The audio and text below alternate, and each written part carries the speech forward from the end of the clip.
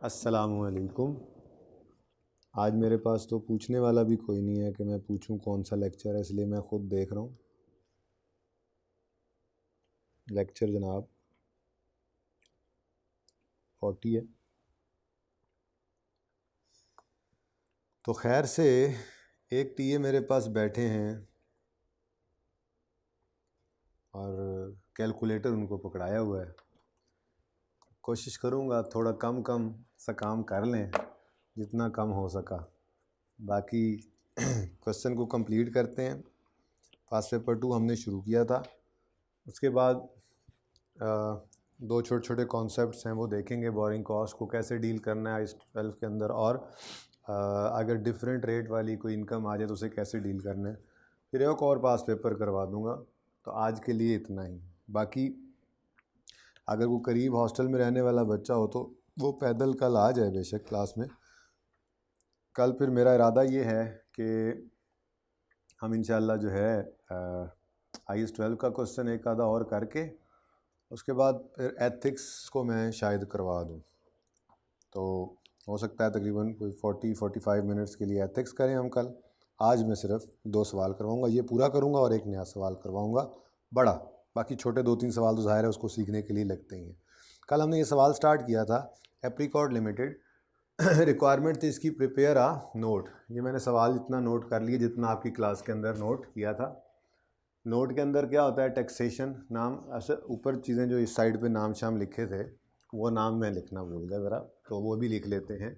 एप्रीकॉर्ड limited AL notes to the financial statements for the year ended 31 December 11 लिखेंगे। 11 के अंदर ही 10 भी आ जाता है। टैक्सेशन के नोट में इकट्ठे बैठो, इकट्ठे। अच्छा चल, हाँ, ताकि कोई कैलकुलेशन 2 बंदे कर रहे हो ना, आप भी मेरे से कैलकुलेटर ले लो। है कैलकुलेटर? नहीं, मोबाइल वाला नहीं। अच्छा ओके जी। नोट टैक्सेशन का बनाते हैं, उसमें टैक्स एक्सपेंस आता है और रिकन्सिलिएशन आती है। Tax expense is a broader term. Tax expense के अंदर करंट टैक्स भी होता है और डेफर्ड टैक्स भी होता है, ठीक है। करंट टैक्स निकालने के लिए हम करंट टैक्स की वर्किंग करते हैं, डेफर्ड टैक्स निकालने के लिए डेफर्ड टैक्स का लेजर बनता है, और डेफर्ड टैक्स के लेजर का क्लोजिंग निकलता है इस एज ऑन वाली वर्किंग से। ये बात हमने की। तो फिर हमने कहा जी अब करंट टैक्स की कैलकुलेशन स्टार्ट करते हैं। 1 बाय 1 हम एडजस्टमेंट्स पढ़ते चले गए। सबसे पहले प्रॉफिट आया था, profit before tax, current tax की वर्किंग में स्टार्टिंग पॉइंट बन गया। नेक्स्ट पॉइंट में उन्होंने बताया कुछ डाटा, 2 और 3 पॉइंट के अंदर उन्होंने कुछ डाटा बताया जिससे हमने ये 4 लेजर्स बनाए थे। PPE का लेजर अकाउंटिंग रूल्स के हिसाब से भी और टैक्स रूल्स के हिसाब से भी, डिस्पोजल का अकाउंट अकाउंटिंग रूल्स के हिसाब से भी और टैक्स रूल्स के हिसाब से भी। अब ये सारा कुछ कल हमने कर लिया था।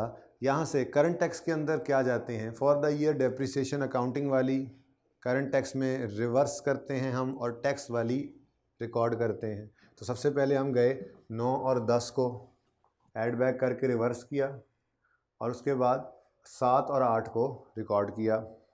साथ ही गेन ऑन डिस्पोजल आ रहा है, दोनों का ही गेन है। अकाउंटिंग वाला गेन उल्टा दें, टैक्स वाला गेन रिकॉर्ड करें। अकाउंटिंग वाला गेन प्रॉफिट तक आते आते ऐड हुआ पड़ा है, लेस कर देंगे अकाउंटिंग गेन 0.5 मिलियन और ऐड कर देंगे टैक्स वालों का गेन। ये 2 एडजस्टमेंट्स हो गई थी।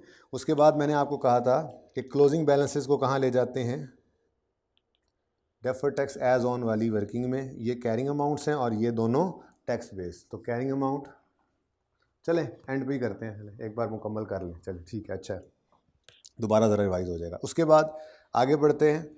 नंबर 3 एडजस्टमेंट हो गई। Number 4 adjustment, capital gain 6 million का आया था, ये एग्जेम्प्ट है। हमने कहा जी एग्जेम्प्ट इनकम तो कभी भी टैक्स वालों ने टैक्स नहीं लेनी होती, ये एग्जेम्प्ट इनकम माइनस कर दी।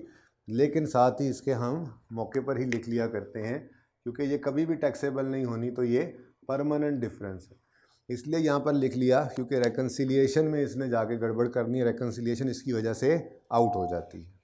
नेक्स्ट एडजस्टमेंट थी हमारी, मैंने कहा ज़रा क्विकली कल वाला भी हो जाए ना साथ। बैड एक्सपेंस 5 मिलियन और 7 million, bad return of 3 million और 4 मिलियन। इसकी हेल्प से हमने ये वाला लेजर बनाया था। ओपनिंग बैलेंस सवाल के अंदर उसने दे दिया था, आगे एडजस्टमेंट के अंदर डेफर्ड टैक्स के साथ। ये एक्सपेंस दोनों साल का दिया था, ये रिटर्न ऑफ भी दोनों साल के दिए हुए थे। अकाउंटिंग वाले एक्सपेंस रिकॉर्ड करते हैं, टैक्स वाले रिटर्न ऑफ को अलाउ करते हैं। तो बैडेड एक्सपेंस 7 और 5 ऐड बैक करना है और रिटर्न ऑफ को हमने लेस करना है। तो बैडेड एक्सपेंस 7 और 5 और बैडेड रिटर्न ऑफ 4 और 3। उसके बाद इसके क्लोजिंग में भी कहाँ जाना होगा, डेफर्ड टैक्स की वर्किंग में, उसको भी अभी लेकर जाते हैं। उसके बाद आगे देखते हैं, नेक्स्ट एडजस्टमेंट थी जी, deferred tax and provision for doubtful debt were 7.44 and 9 million. यहीं से तो हमने ये 9 मिलियन ओपनिंग लिखा था और ये 7.44 डेफर्ड टैक्स एसेट उन्होंने बोला था, मैंने एसेट स्लैश लायबिलिटी लिखा हुआ है, ठीक है। ये 7.44 ओपनिंग आ गया। और आखिरी एडजस्टमेंट क्या थी, सेकंड लास्ट, वैसे तो आखिरी में तो सिर्फ रेट है। बहरहाल, the companies assessed brought forward losses up to पिछला साल, हमारे साल से पिछला साल, यानी हम 10 में खड़े हैं, 10 और 11 है ना, तो पहला 10 साल है, 10 वाले साल से भी पहले के ब्रॉड फॉरवर्ड लॉसेज हैं 19.25। तो ब्रॉड फॉरवर्ड लॉसेज के बारे में आपको बताया था कि हम ये कोशिश करते हैं कि उनको प्रॉफिट से एडजस्ट करें। तो 9 के साल का लॉस था, तो हमने कोशिश करनी है कि वो 10 के साल के प्रॉफिट्स के अगेंस्ट एडजस्ट हो जाए। नहीं हो पाएगा तो अगले साल ले जाएंगे, अगले किसी दिन एक दिन सवाल करेंगे जिसमें 3-4 साल तक इसको 3 साल तक कैरी फॉरवर्ड करके देखेंगे। फिलहाल तो पहले साल में एडजस्ट हो गया ब्रॉड फॉरवर्ड लॉस और हमारे टैक्सेबल प्रॉफिट को इसने कम कर दिया, ठीक है। और यहाँ पर कोई लॉस नहीं बचा कि वो एडजस्ट करते टैक्सेबल प्रॉफिट और टैक्स। अब ये करंट टैक्स आया, इस करंट टैक्स की एंट्री क्या होती थी, current tax expense debit, current tax payable credit, CTE debit, CTP credit. तो ये दोनों एक्सपेंस को बढ़ाने वाली एंट्रीज है। Current tax expense debit, expense बढ़ा कितने से, 20.48, 10 का। करंट टैक्स एक्सपेंस बढ़ा कितने से, 10.76 से। तो ये एक्सपेंस के बढ़ने की एंट्री, एक्सपेंस हमने रिकॉर्ड कर लिया, कौन सा वाला, current expense, current tax expense record हो गया।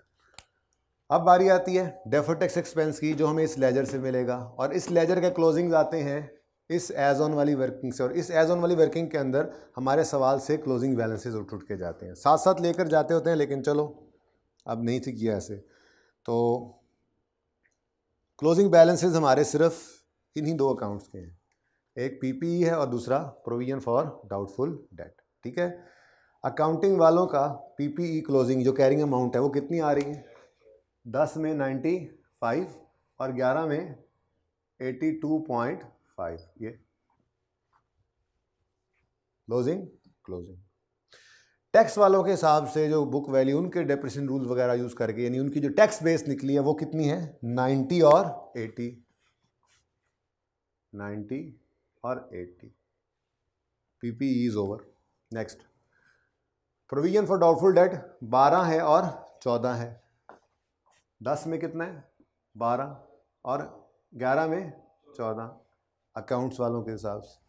टैक्स वालों के हिसाब से कितना है, देखो जगह ही खाली है, क्यों, टैक्स वाले प्रोविजंस को मानते नहीं हैं। तो जब प्रोविजंस को नहीं मानते तो फिर टैक्स बेस इनकी क्या है, एक चीज़ का वजूद ही नहीं है यहाँ पे इनकी दुनिया में, ठीक है। अब वही पुराने रूल्स जो लगाए थे, कैरिंग अमाउंट ज़्यादा है टैक्स बेस से। वैसे तो रूल क्या है, रूल तो हमने यूँ बना लिया था ना, शॉर्टकट रूल पर्चे के लिए क्या है कि अगर carrying amount of asset greater हो टैक्स बेस से तो ये बनता है टैक्सेबल टेम्परेरी डिफरेंस, और इससे बनती है deferred tax liability, taxable difference जो हुआ। फिर तीसरा रूल भी कल अप्लाई हुआ था कि अगर कैरिंग अमाउंट ऑफ लायबिलिटी ज़्यादा हो टैक्स बेस से, ठीक है, यहाँ पे फिलहाल लायबिलिटी नहीं है, लेकिन लाइक लायबिलिटी तो एक चीज़ है ना, लाइक लायबिलिटी मतलब Contra asset, provision for doubtful date क्या है, कॉन्ट्रा एसेट है, तो कॉन्ट्रा एसेट लाइक लायबिलिटी होता है, ठीक है। तो यहाँ से डिडक्टेबल टेम्परेरी डिफरेंस, और तो ये रूल्स तो हमने लिखे थे पर्चे के लिए कि ये लिख लेंगे और फटाफट पर्चे में सवाल हल कर लिया करेंगे, लेकिन अभी हम लॉजिकली सोच लेते हैं दोबारा, ठीक है। अकाउंटिंग वालों ने 95 की डेप्रिसिएशन करनी है फ्यूचर में, क्योंकि क्या कहा था आपको, ये क्लोजिंग बुक वैल्यू है, यानी फ्यूचर की डेप्रिसिएशन है। तो अकाउंटिंग वालों ने फ्यूचर में 95 का डेप्रिशिएट करना है, टैक्स वालों ने 90 का। अकाउंटिंग वालों ने ज़्यादा डेप्रिशिएट करना है टैक्स वालों से। अब फ्यूचर में जब अकाउंटिंग वाले ज़्यादा डेप्रिशिएट करेंगे तो अकाउंटिंग डेप्रिसिएशन ऐड बैक होती है, अकाउंटिंग डेप्रिसिएशन ऐड बैक होती है, तो अकाउंटिंग डेप्रिसिएशन ऐड होगी 95 से फ्यूचर ईयर्स में और लेस होगी 90 से फ्यूचर ईयर्स में। तो ऐड होने वाली फिगर ज़्यादा होगी लेस होने वाली फिगर से, तो टैक्सेबल प्रॉफिट बढ़ेगा। इसलिए हमने कहा था कि ये जो डिफरेंस होता है जिसमें कैरिंग अमाउंट एसेट की ज़्यादा आ रही हो टैक्स बेस से, ये डिफरेंस हमारा टैक्स का बायस बनता है, तो ये टैक्सेबल टेम्परेरी डिफरेंस होता है। और इससे निकलेगा क्या? Deferred tax liability. ठीक है, एक ही बार निकालेंगे। अच्छा, अगले साल भी चेक कर लेते हैं ताकि ये रूल दोनों जगह इकट्ठा ही लग जाए। अगले साल भी क्या है? कैरिंग अमाउंट एसेट की ज़्यादा है टैक्स बेस से। अकाउंटिंग वाले 82 डेप्शिट करेंगे, फ्यूचर में टैक्स वाले 80 11 के बाद। तो फ्यूचर में अकाउंटिंग वालों की डेप्शन इतने से उल्टेगी, टैक्स वालों की इतने से रिकॉर्ड होगी। तो उलटने वाली, ऐड होने वाली फिगर ज़्यादा, लेस होने वाली फिगर कम। तो फ्यूचर में ऐड होने वाली फिगर ज़्यादा होने की वजह से टैक्सेबल प्रॉफिट बढ़ेगा। चले जाओ कर लो बात जो करनी है जी। तो यहाँ पर भी जो 2.5 है वो क्या है?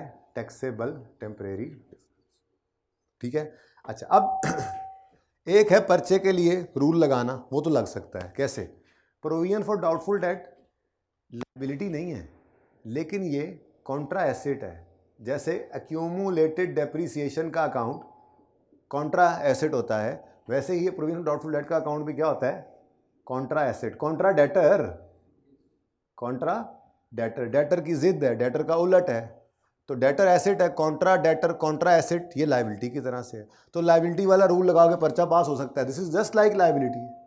तो लायबिलिटी की कैरिंग अमाउंट अगर ज़्यादा हो टैक्स बेस से, तो क्या आंसर आता है? Deductible temporary difference. ठीक है ना। लेकिन इसको लॉजिकली सीख भी लेते हैं, ये तो था ना रटा। मिसाल के तौर पे हमने ये बात की थी कि ऐसे ही जो पहली मिसाल की थी ज़िंदगी में कि ओपनिंग कुछ भी नहीं था, हमें ये शक हुआ कि जो 70 रुपये के डेटर्स हैं इनमें से 10% नहीं आएंगे, यानी 7 की प्रोविज़न क्रिएट कर ली हमने। ठीक है जी। और इस हिसाब से हमने बैड डेट एक्सपेंस बुक कर लिया। ठीक है, बैलेंसिंग।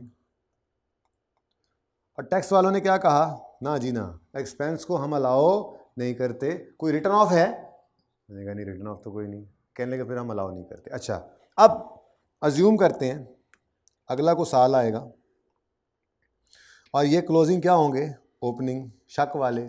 और मिसाल के तौर पे ये सारे के सारे भाग गए। तो जब ये क्या है? आज, और ये क्या है? फ्यूचर। ठीक है ना। ये क्या है? ये 2000 लेट से, ये आज है, ये आज है। लेट से 31 दिसंबर 2020 है। और आज यहाँ पे खड़े होकर मैं क्या कह रहा हूँ? ये 7 लोगों पे शक है कि फ्यूचर में भागेंगे। जब कभी ये फ्यूचर में भागेंगे तो एज अ डिडक्शन अलाउ होंगे कि नहीं? जब कभी ये लोग, ये आज है ना, आज शक है 7 रुपये के भागेंगे, ओपनिंग बने, लेट से फ्यूचर में ये भाग गए। ठीक है। तो फ्यूचर में जब ये भागेंगे तो ये एज अ डिडक्शन अलाउ होंगे कि नहीं होंगे? असगर होंगे या नहीं होंगे? नहीं होंगे भाई कह रहे हैं। फिर क्या होगा आप बताओ भाई? असगर क्योंकि क्लासेस में नहीं बैठते तो उन्होंने एक पॉइंट पूछ लिया, चलो फिर ठीक है, अब उन्होंने पूछ लिया तो भाई अलाउ होंगे। ठीक है, मैं आपको बताता हूँ कैसे।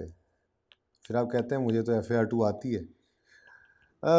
जी, PBT 2020 है, 2020 के अंदर PBT जितना भी था, हमने कहा जी हमें 7 रुपये का बैड एक्सपेंस रिकॉर्ड किया। टैक्स वाले ने कहा चलो शाबाश रिवर्स करो। तो बैड डेट एक्सपेंस क्या हो गया जी? 7 से ऐड बैक हो गया। और टैक्स वालों ने कहा हाँ भाई कोई बैड डेट रिटर्न ऑफ है? कोई बैड डेट रिटर्न ऑफ है इस साल? हमने कहा जी कोई नहीं है। ठीक है जी, अगली कहानी तो आपको पता है। अब 2021 का साल आया तो मैंने कहा कि ये जो 7 के डेटर्स थे शक वाले, ये सचमुच भाग गए। 21 में गए तो ये सचमुच भाग गए।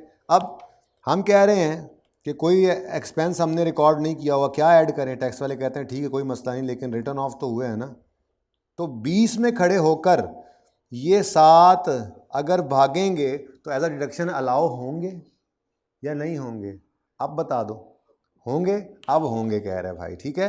तो ये जो closing provision for doubtful date है ना जी, वैसे तो रूल लगा के काम चला लिया था हमने कि लायबिलिटी की तरह से है, कैरिंग अमाउंट लायबिलिटी की ज़्यादा हो टैक्स बेस से तो क्या है, डिडक्टेबल टेम्परेरी डिफरेंस। लेकिन लॉजिकली भी सोच लेते हैं, लॉजिक क्या है इसकी कि ये 12 रुपये के शक वाले डेटर्स हैं, अभी भागे नहीं, भाग सकते हैं, फ्यूचर में कभी जो भागेंगे तो एज अ डिडक्शन अलाउ होंगे, रिटर्न ऑफ अलाउ करते हैं ना टैक्स वाले, तो जब एज अ डिडक्शन अलाउ होंगे तो ये एक ऐसा डिफरेंस है जो फ्यूचर में एज अ डिडक्शन अलाउ होगा, डिडक्टेबल टेम्परेरी डिफरेंस। ऐसे यहाँ पर भी है, फ्यूचर में कभी भागेंगे तो एज अ डिडक्शन अलाउ होंगे, तो फ्यूचर में जो डिडक्शन अलाउ होगी वो डिडक्टेबल डिफरेंस कहलाती है, और उससे हम आज एंटाइटल्ड फील करते हैं, इसलिए इससे एसेट बनता है। लेकिन मैं अलग अलग नहीं कर रहा था, मैं तो इकट्ठा ही करूँगा इनको, ठीक है। कुछ पल्ले पड़ी बात, ये भाई आते हैं ना क्लास में, आज इनको बिठा लिया हमने क्योंकि कोई और मिला नहीं।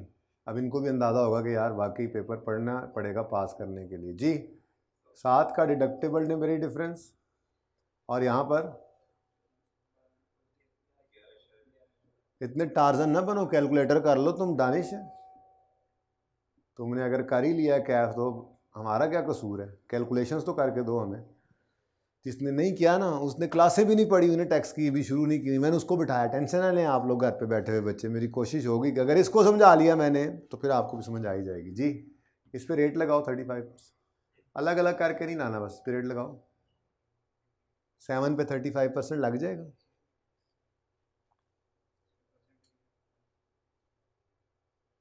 भाई आप बता दो, कैलकुलेटर नहीं चल रहा यार, मुझे दे दो यार, ये काम भी मैं खुद ही कर लेता हूँ। अगर 7 पे 35% नहीं लग रहा, 2.45 बच्चों कल आ जाना यार, ये लोग तो मुझे बहुत परेशान कर रहे हैं। 2 पॉइंट, मेरी क्लास में तो रश कोई नहीं इतना होता कि आप लोग ना आ सकें, आ जाना जो नज़दीक वाले हो। 2.45 डेफर्ड टैक्स एसेट बनेगा या लायबिलिटी? एसेट क्यों? क्योंकि ये ऐसा डिफरेंस है जो फ्यूचर में एज अ डिडक्शन अलाउ होना है। जो चीज़ डिडक्शन के तौर पे अलाउ होती है मतलब वो लेस करने देते हैं पीबीटी में से टैक्स वाले, लेस करने वाली चीज़ जो है वो टैक्सेबल प्रॉफिट को कम करती है और टैक्स को कम करती है। तो आज खड़े होकर एंटाइटल्ड फील करेंगे, लायबल नहीं फील करेंगे, ठीक है। तो यहाँ से आएगा हमारे पास डेफर्ड टैक्स एसेट, ठीक है जी। और अगले साल भी इस पर 35% लगाओ, 4.03 कर लो, डेफर्ड दो ही चल रहे हैं, डेफर्ड टैक्स एसेट। ले जी, दोनों साल में एसेट आया है क्लोजिंग में, तो 31 दिसंबर 2010 क्लोजिंग एसेट, एसेट इस तरफ आता है। वर्किंग नंबर 8 से हमने निकाला 2.45, और उसके बाद जो अगला क्लोजिंग है वो 31 दिसंबर 11 का है। वर्किंग नंबर 9 से आ गया 4.03।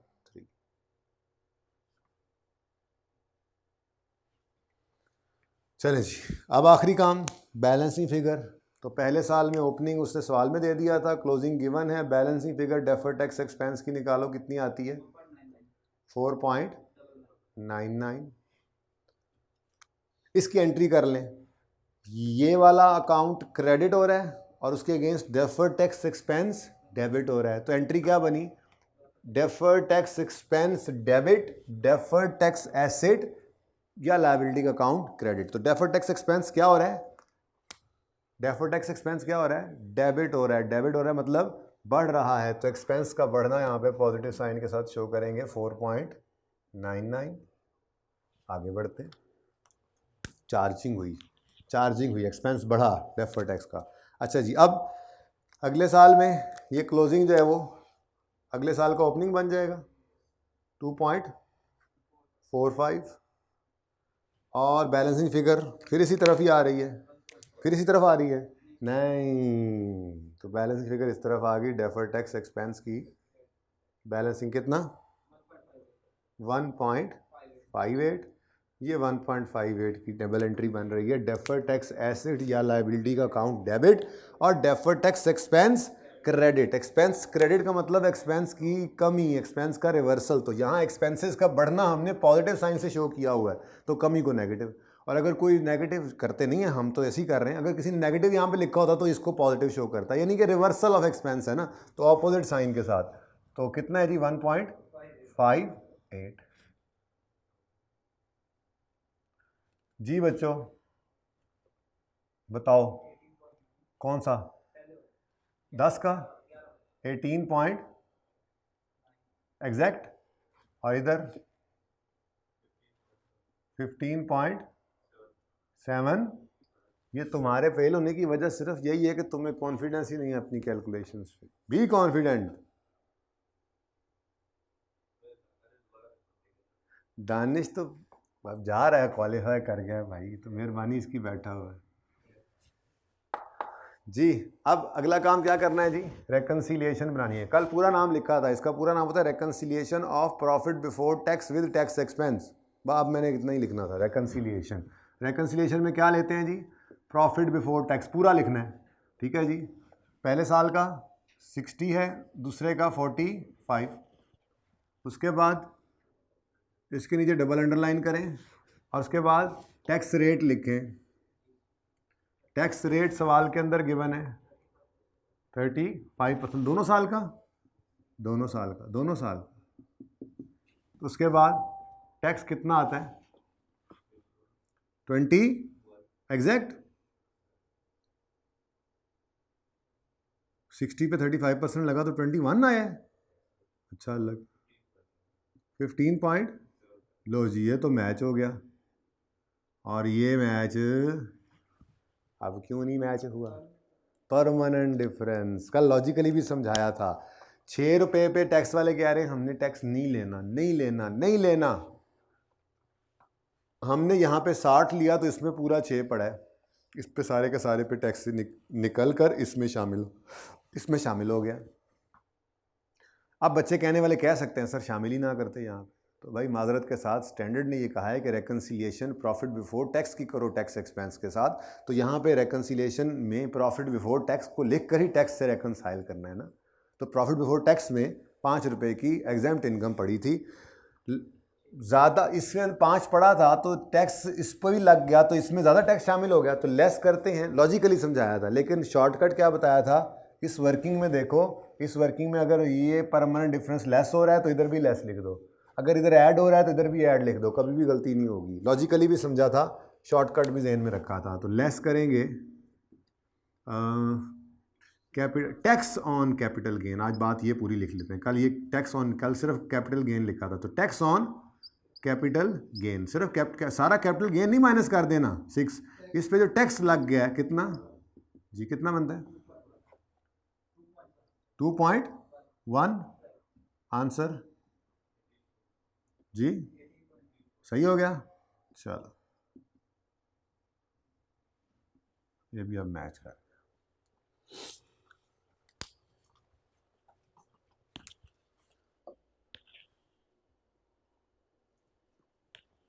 इसमें भी मीठा डला हुआ है इसमें, ठीक है।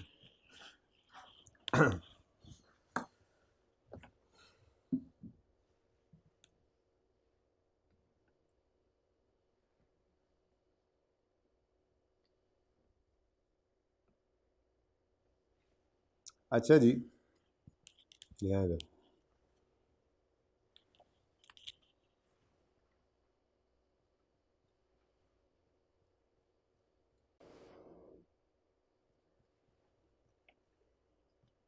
अब बोरिंग कॉस्ट याद है कुछ कुछ IS-23?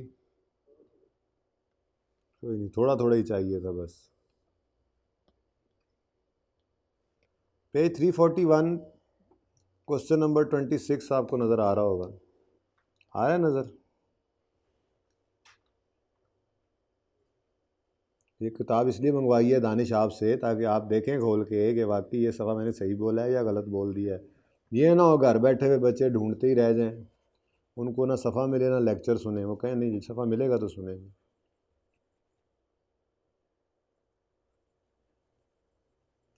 ओके, सवाल पढ़ें, सवाल पढ़ें, घर बैठे हुए बच्चे सवाल तो पढ़ें, क्यों डेथ पड़ी हुई है।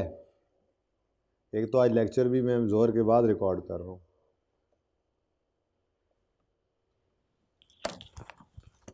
चाय पीते हुए। अच्छा जी, Neeli company is in process of construction of a plant for its factory, cost incurred in respect of material, labour and overhead during the year amounted to 200 million. ये 200 मिलियन क्या होता है, क्या है जी? ये बेसिकली कंस्ट्रक्शन कॉस्ट्स है।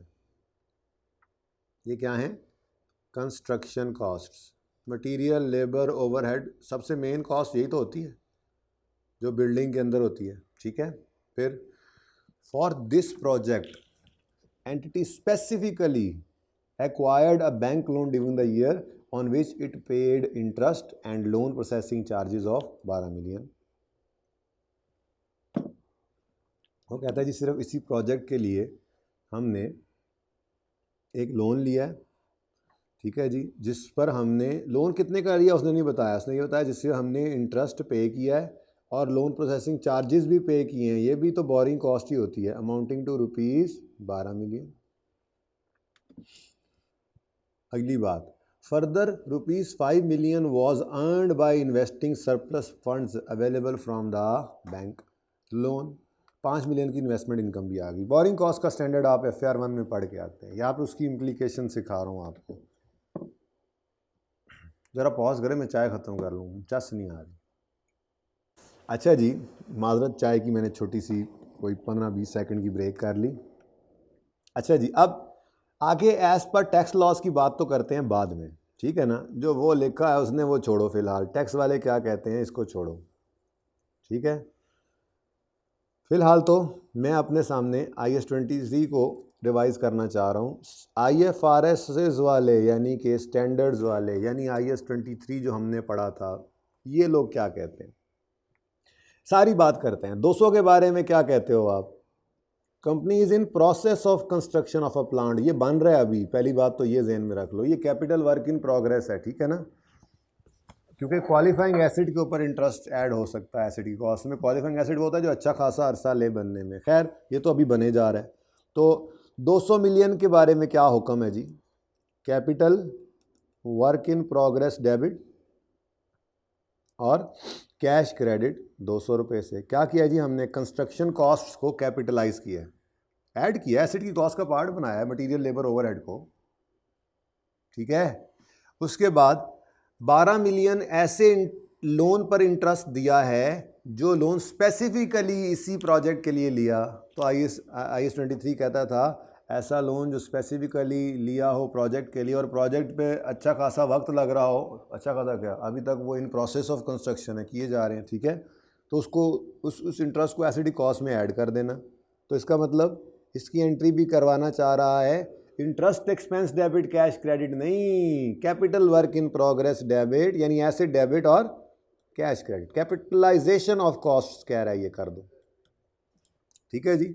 और साथ ही कहता है ये जो इंटरेस्ट है, ये जो लोन है, ये जो स्पेसिफिकली हमने मंगवाया था इसी पर्पज़ के लिए, ये वेला जब पड़ा होता है तो हम वेले को नहीं पड़ा रहने देते, पैसे वेले पड़े हों तो उसको वेला नहीं छोड़ते, बल्कि ये लोग क्या करते हैं उसको इन्वेस्ट कर देते हैं कहीं ना कहीं और उससे इन्वेस्टमेंट इनकम आ जाती है। अब जब ये स्पेसिफिकली लोन लिया ही इस प्रोजेक्ट के लिए, इतना स्पेसिफिक है ये खर्चा कि इसका इंटरेस्ट इसी एसिड की कॉस्ट में जा रहा है, तो जब ये वाला लोन फारिग पड़ा हुआ है और कहीं पे इन्वेस्ट कर दिया गया तो उसकी इन्वेस्टमेंट इनकम को भी यहाँ रेलेवेंट करना चाहिए।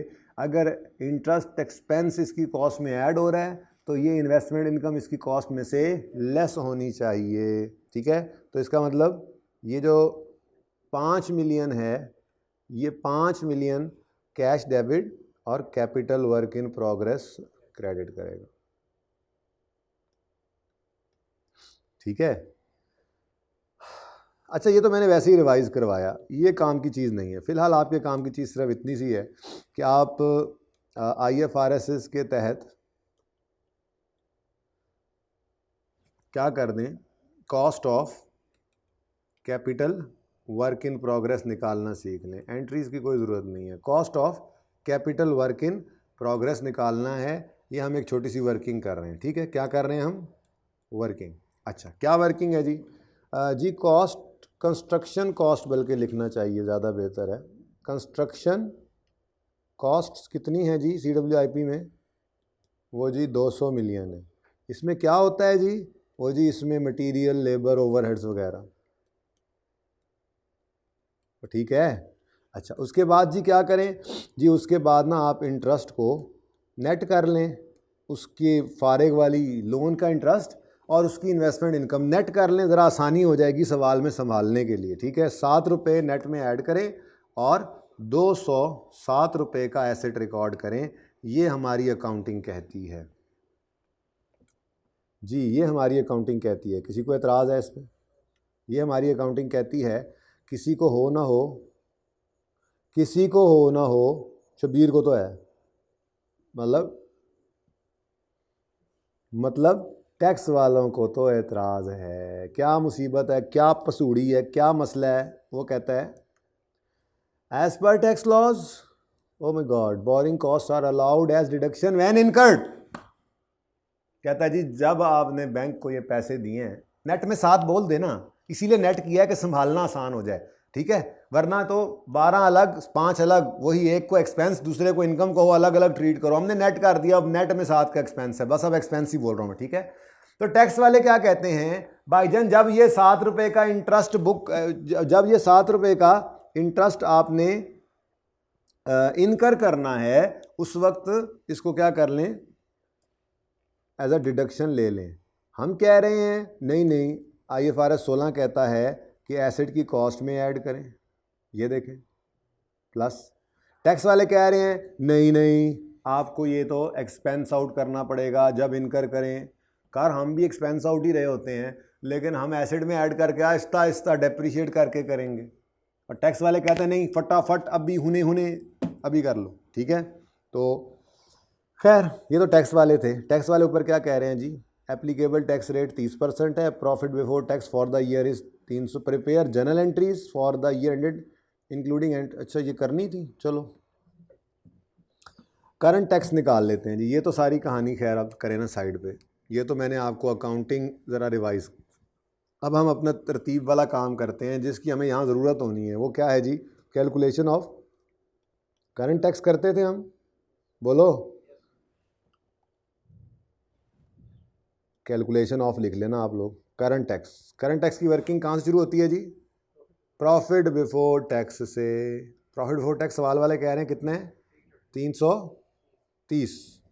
उसके बाद टैक्स वाले कहते हैं, चलो इधर ज़रा वो दूसरी वर्किंग भी ओपन कर लें। वो कौन सी वर्किंग, वो कौन सी, defer tax liability slash asset as on जो भी है, whatever is the year December या जून। ठीक है, वट एवर बेटा, capital work in progress, carrying amount, tax base, difference और टैक्स। अब जनाब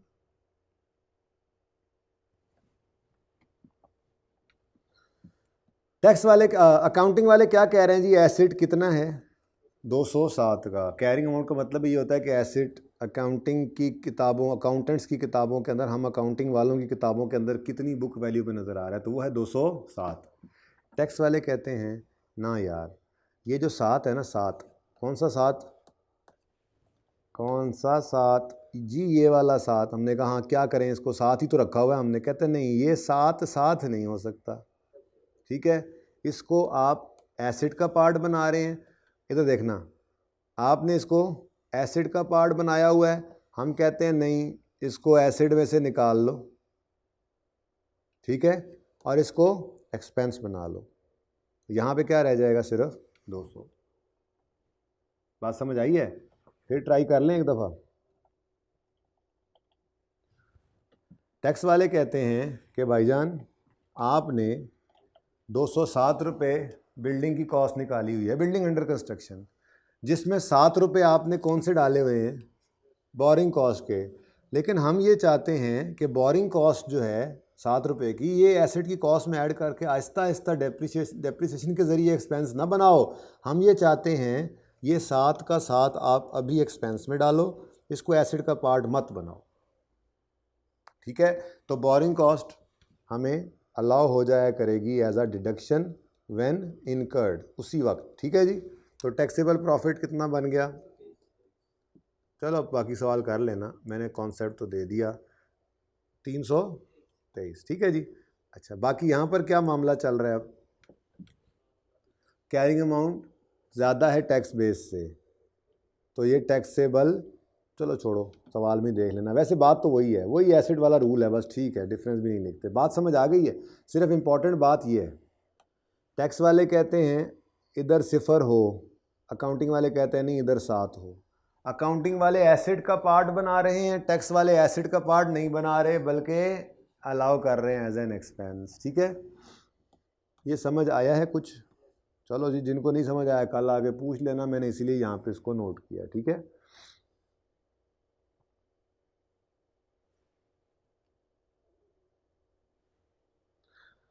अच्छा अब एक छोटा सा और कॉन्सेप्ट है, ये कर लें ताकि फिर पास पेपर का सवाल करें और छुट्टी करें फिर। हाँ, ये कॉन्सेप्ट है छोटा सा, क्वेश्चन नंबर 18 में, क्वेश्चन नंबर 19 में और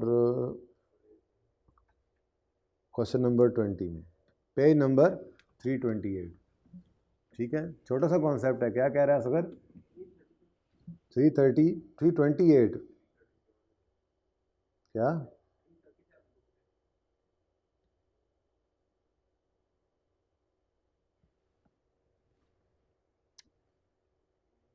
मेरे पास तो देख लो, आपके सामने ही है? हाँ ये भाई इधर ना, एक तो ये मैं, यार आ जाओ आप लोग यार, ये वाकई बहुत तंग कर रहे हैं यार मुझे, कभी कैलकुलेशन नहीं होती। सफ़ा आपका, आपकी किताब का मसला है, मेरा मसला है।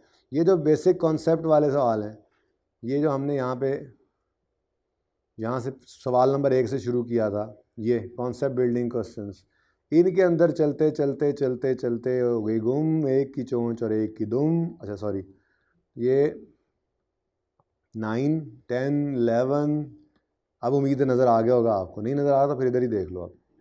मिल गया, मिल गया। तुम लोगों को बना क्लास से निकाल दे बाहर, लेकिन मजबूरी आज ये है, मैं क्लास से तुम लोगों को निकाल दूँ तो मैं क्या दीवारों को पढ़ाऊँगा? आज तो सचमुच दीवारें ही हैं मेरे पास पढ़ाने को। अच्छा बच्चों, very very very very simple, आप सिर्फ क्वेश्चन नंबर 18 को पढ़िए प्लीज़, सिर्फ क्वेश्चन नंबर 18 को पढ़िए, उसका आंसर नहीं पढ़ना। फिर क्वेश्चन नंबर 19 को पढ़िए, उसका आंसर भी नहीं पढ़ना। अच्छे बच्चों ने, पास होने वालों ने नहीं पढ़ना, बाकी बेशक पढ़ लें। फिर क्वेश्चन नंबर 20 पढ़ें, उसका भी आंसर नहीं पढ़ना। अच्छे बच्चों ने, पास होने वालों ने सिर्फ क्वेश्चन पढ़ना है। तब तक मैं तैयारी कर लूँगा, मैं गेम पा देनी उन्हीं देर लूँ।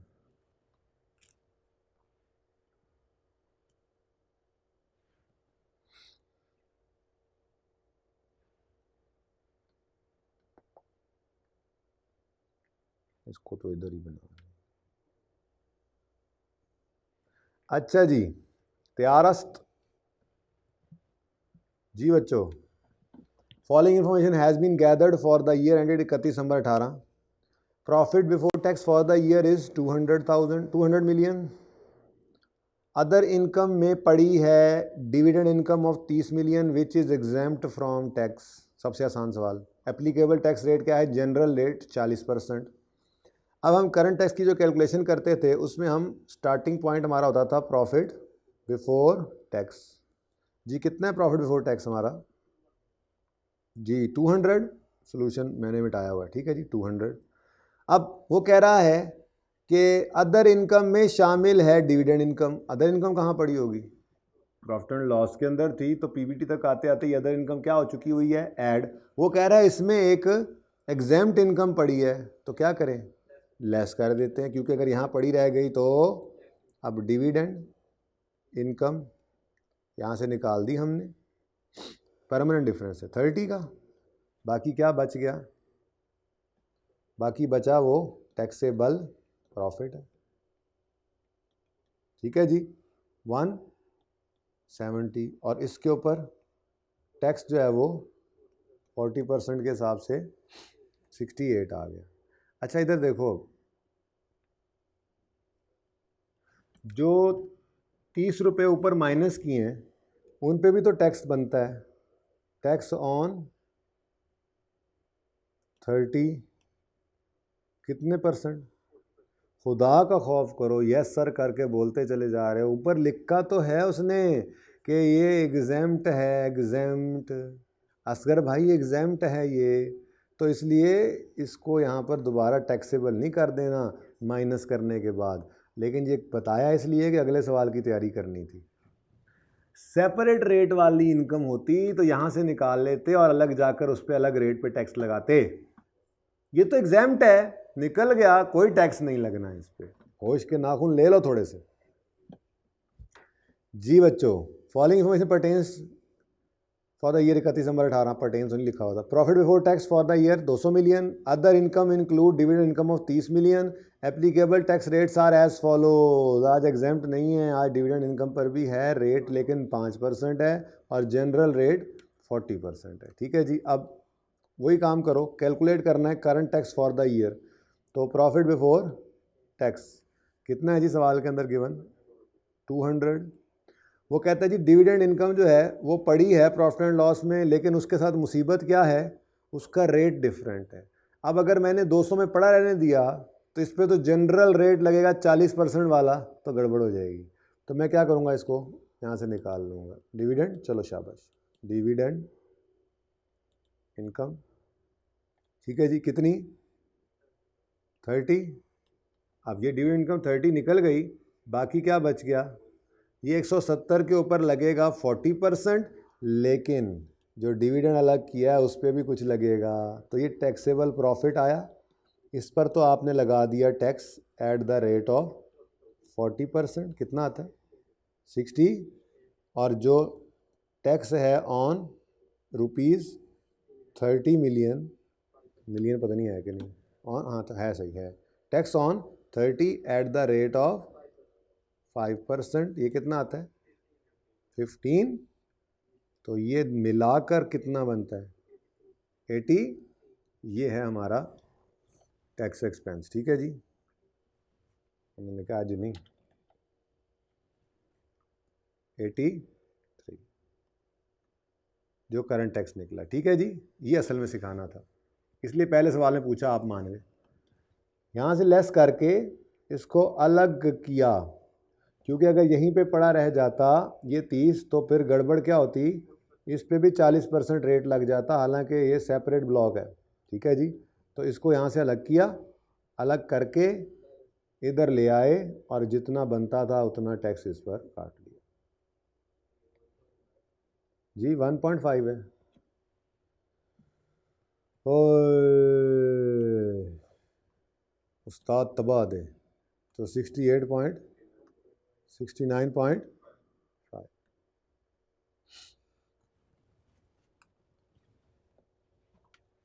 ठीक है जी, चलो आखिरी सवाल कर लो बस, अब उसके बाद फिर पास पेपर का सवाल करते हैं, फिर छुट्टी भी करनी है, पता है आधे घंटे से ऊपर होगी क्लास। आज छोटी क्लास रखनी है ना, आज बच्चे नहीं हैं, उनकी याद में आज असल में सुबह ही डिस्टर्बेंस हो गई थी। मेरी CMA की क्लास ही 9 बजे शुरू हुई थी, मैं 8:30 बजे, बारिश की वजह से बच्चा एक भी नहीं था सुबह। मैं बड़ा परेशान हूँ। मैंने कहा आमिर भाई को तो सब समझ आ जानी है, फिर मैं इंतज़ार करता रहा, कुछ बच्चे आए, फिर मैंने पढ़ाया 2-3, ज़्यादा नहीं। The following information has been gathered for the year ended 31 December 2018। Profit 200, it include, other income include dividend income of 30। Applicable discount rates are 40% और जनरल भी 40%। क्या करें? करंट टैक्स निकालने लगे हैं जी। जी बच्चों, करंट टैक्स निकालने लगे हैं।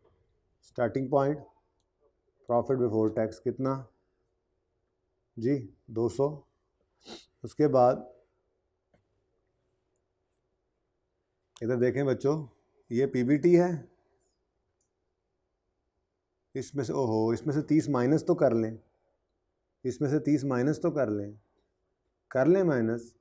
असगर उधर बात कर रहा था, कर लें माइनस, क्यों ना करें असगर, ठहर जाओ, क्यों ना करें असगर, क्योंकि डिफरेंट रेट है ही नहीं, निकाल के भी अलग रेट ही लगाना है तो पड़ा रहने दो। तो टैक्स से बल प्रॉफिट ही यही है, कितना? 200। तो तीसरी सिचुएशन सामने क्या आई? पहली सिचुएशन सामने क्या आई? अदर इनकम पूरी की पूरी एग्जाम्प्ट है, माइनस करो, दोबारा टैक्स ना लगाना। दूसरा, अदर इनकम के अंदर डिविडेंड जो पड़ा है वो पूरी तरह एग्जाम्प्ट नहीं है, उस पर डिफरेंट रेट है, तो भी निकाला, लेकिन निकाल कर फिर सिर्फ माफ़ नहीं कर दिया ऊपर की तरह, बल्कि टैक्स रेट अलग से इसको लगाकर टैक्स निकाला। तीसरे केस में कहता है डिविडेंड के ऊपर भी 40% है और नॉर्मल भी 40% है, तो फिर पागल थोड़ा ही निकालें, पड़ा है तो पड़ा रहने दो और यहीं पर इकट्ठा ही टैक्स लगा दो। हाँ, जर्नल भी 40 और कर्नल भी 40, ठीक है जी, इकट्ठा ही 40, ठीक हो गया। और ठीक है, चलो बस अब एक सवाल और करना है, उसके बाद फिर छुट्टी। बस मेरी आज तबीयत डाउन है, बहुत ज़्यादा डाउन हैगी है मेरी तबीयत आज।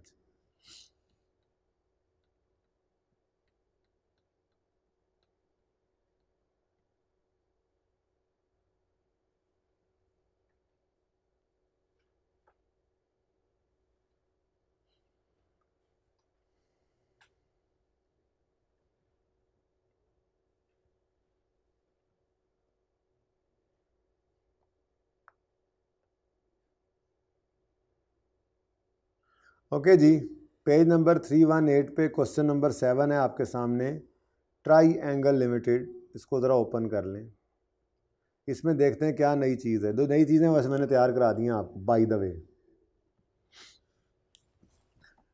रिक्वायरमेंट क्या है, नोट बनाओ ऑन टैक्सेशन, बोर्ड की परली साइड मिटा दें यार दानिश। नोट ऑन टैक्सेशन बनाएं for inclusion in its financial statements for the year ended 31 December 2018 and a reconciliation. आज सहूलत भी नहीं है कि रेकन्सिलिएशन कैलकुलेट करके दिखाओ, ठीक है।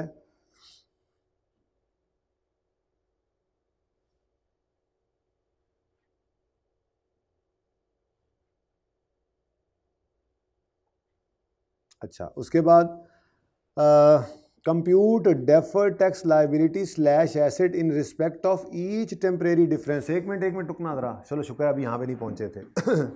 वो कह रहा है ये सहूलत मुयस्सर नहीं है।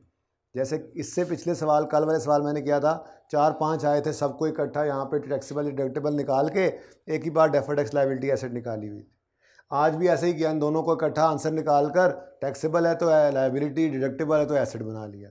लेकिन आज नहीं, आज रिक्वायरमेंट में उसने कह दिया हर एक टेम्परेरी डिफरेंस का अलग से बताना है, इसलिए यहाँ पर ये टोटल वाला काम नहीं करना, हर स्टेप के ऊपर हमें डेफर्ड टैक्स लाइबिलिटी या एसेट निकालना पड़ेगा। अब मिटा दो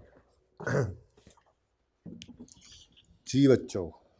तो रिक्वायरमेंट क्या है, computation of deferred tax liability या asset in respect of each temporary difference at 31 December 2018। ठीक है जी, तैयार हैं। रिक्वायरमेंट समझ आ गई। रिक्वायरमेंट तो वही है, तुमने नोट भी मिटा दिया, चलो कोई नहीं, नया बना लेंगे। बनाना 1 साल का ही है जी, ठीक है भाई, मिटाए हैं हम, दोबारा बना लेते हैं। दिमाग के अंदर ये नक्शा ज़रूर होना चाहिए। नाम टीएल, हाँ आगे टीएल ब्रैकेट में लिखा होगा, बस फिर लिखा हो notes to the financial statements for the year ended 12-18। कौन यार 12 की थे 18 की। अच्छा, उसके बाद नोट का कोई नंबर 7 नंबर टैक्सेशन, और इसमें टैक्स एक्सपेंस,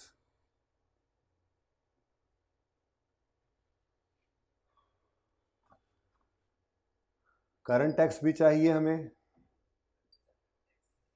और डेफर्ड टैक्स भी चाहिए। और उसके बाद उन्होंने कहा एंड अ रेकन्सिलिएशन, तो रेकन्सिलिएशन भी हमें चाहिए of profit before tax with tax expense. तो पर्चे के अंदर पूरा लिखना है, ठीक है, reconciliation of profit before tax with tax expense. अच्छा जी, कौन सा साल है, 31 दिसंबर 2018 का, बस एक ही साल। अब मुझे करंट टैक्स भी चाहिए और डेफर्ड टैक्स भी चाहिए है। करंट टैक्स के लिए क्या करेंगे, वर्किंग 1, करंट टैक्स की कैलकुलेशन की वर्किंग होती है,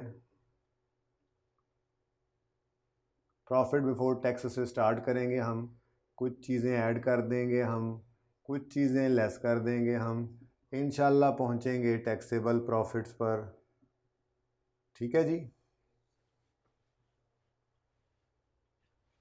उसके बाद हमें ज़रूरत महसूस होगी डेफर्ड टैक्स की, तो डेफर टैक्स के लिए हम डेफर टैक्स का लेजर बना लेंगे। चलो जब ज़रूरत पड़ेगी तब बना लेंगे, या अभी ओपन कर ही लेते हैं, ठीक है।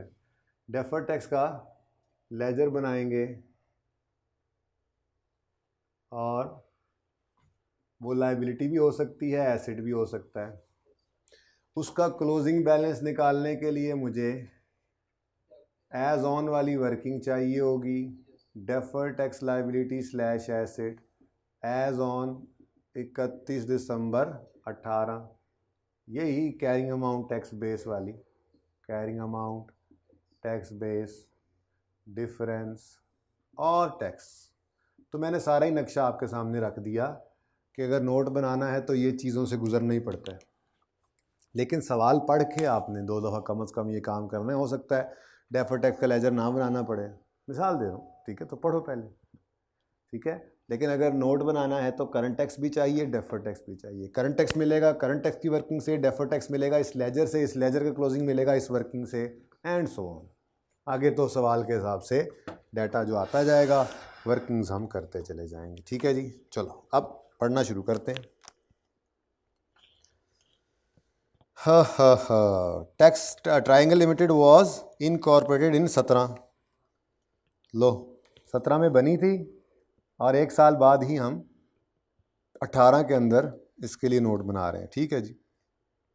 Following information has been gathered for preparing disclosures related to taxation for the year 31 December 18। Part 2 आपने शुरू किया है, कर लें।